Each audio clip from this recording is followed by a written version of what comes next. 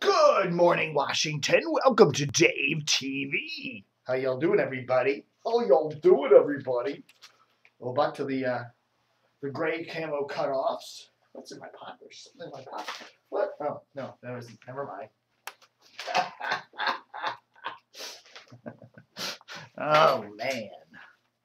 Oh man, this Washington Post. I tell you, I get tired of talking about it, but today's paper. Jill Abramson, there it is. There she is, Jill. The Washington Post must, here's the deal. They must think that everybody in the Washington area just wants to know the latest about the fired New York Times top editor. Every day there's more stories about Jill Abramson. They love her. They're probably wooing her for a. What do you think? What do you bet the Washington Post is wooing Jill Abramson for a job? What do you bet? What do you bet Jill Abramson will be at the Washington Post soon? This paper is falling apart. It is bad. Look at the stale section. It's all a picture. There's no copy in it. It's light. It's thin. It blows away. They drop this paper off at your doorstep and it blows away. Now, what do you bet? What do you bet that Jill Abramson isn't being wooed by Mr. Bezos, whatever his name is, to come work there? They have written so many stories about her. I think 7 or 8 stories since she got canned last week. It's as if no, nothing else matters unless we must do our daily. Well, here's another thing about the Washington Post, telling you basically how old you are. We don't want old people reading our paper. We want only young people. And of course, young people don't read this thing called print. They talk about Patrick Stewart being spotted in Washington, and they call him he's the X-Men Days of Future Past star Patrick Stewart. Well, if you're over 40, he's Star Trek Next Generation star Patrick Stewart. But they don't want you over 40s reading this paper.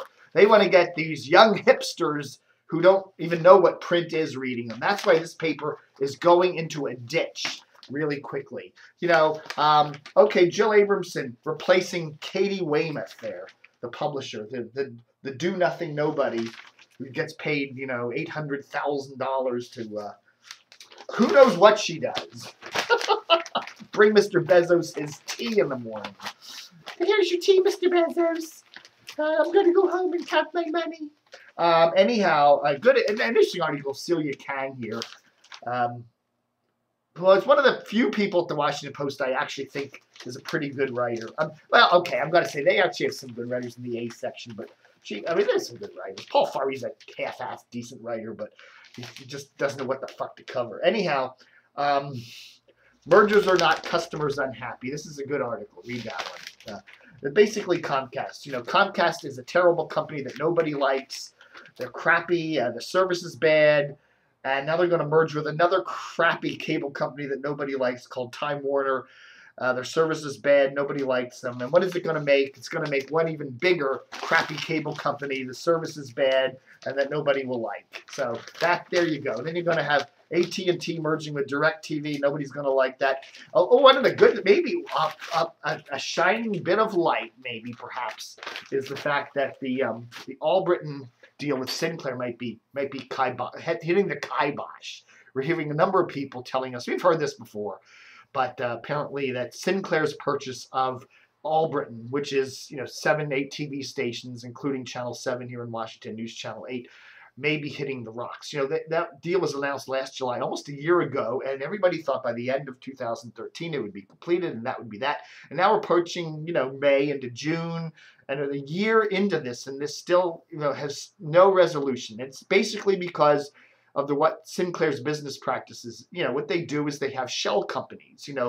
So they have Sinclair, then they'll have one station in the town, the market that's owned by Sinclair, then they'll have another station that's owned by a shell company that Sinclair's people control, and then another company, and still own 2 or 3. They'll actually run 2 or 3 or 4 stations in a market, but actually technically only own one.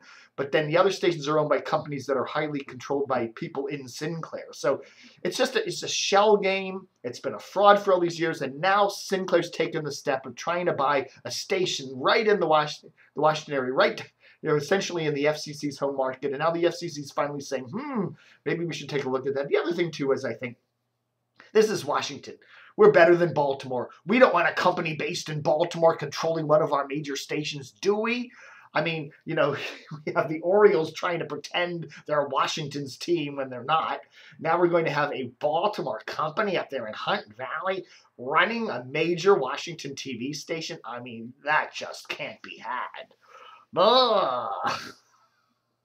Whatever. Okay, so let's go to the mailbag today. Got an interesting mailbag. This actually came in yesterday, and I thought, let's put it on Dave TV, okay? This is from a guy named Tom Conroy. Tom Conroy, he's a local broadcasting veteran, I'm sure. So he goes, see if you remember this, Dave. I worked at WPGC from the late 70s to 1986. They had, or will soon have, a reunion soon. I'm still down here near the Roanoke area at WZBB. Sheila Silverstein, whatever, who did promotions for WPOC for years, is now the second in command at the new Harvester Performance Center in Rocky Mount, minutes from where I live. Small world. Check out their website, Many Styles of Music. So anyhow, he sends me this WPOC 1980s jingle song. So let's have a listen.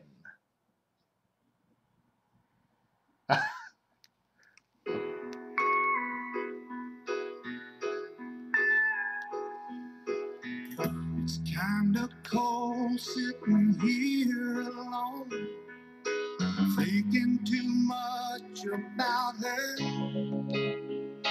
Help me out with some music to help me forget that she's gone. Won't you please play our song? I hope he's not cheating and running around. I always kinda worry when he's out of town. He's such a good-looking guy. I wonder why I let him go. I think I'll turn on my radio.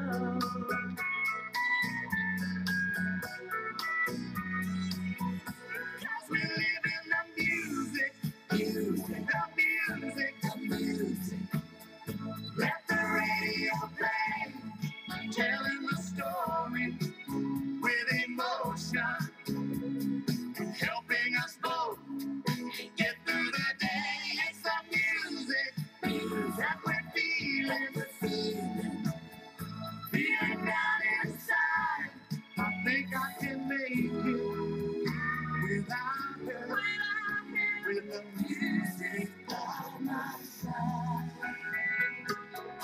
Yeah, we live in the music that they're playing, the music on WPOC FM 93, where the music tells a story with a song.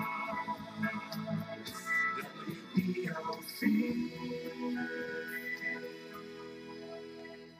Wow, isn't that cool?